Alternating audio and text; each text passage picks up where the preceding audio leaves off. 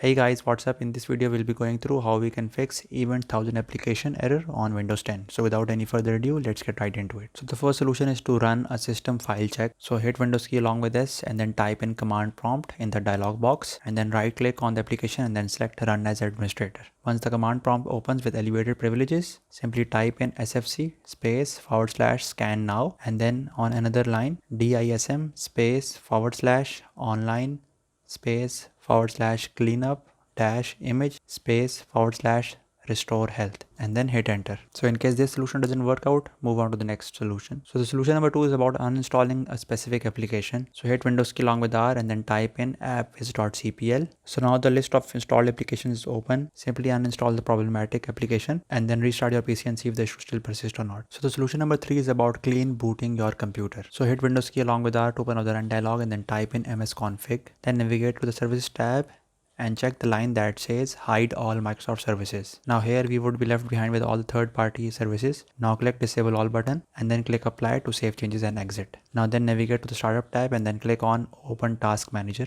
Now here disable each service one by one and restart your PC and see if the issue still persists or not. Now the solution number 4 is about updating the Windows to latest build. So hit Windows key along with S and then type in update. So once you are in the update menu, click check for updates and install any update if it's available. Then restart your PC and see if the issue still persists or not. We hope that these solutions were helpful for you guys. Make sure that you hit this video a thumbs up and subscribe to our YouTube channel. We'll see you in the next one. Take care. Bye.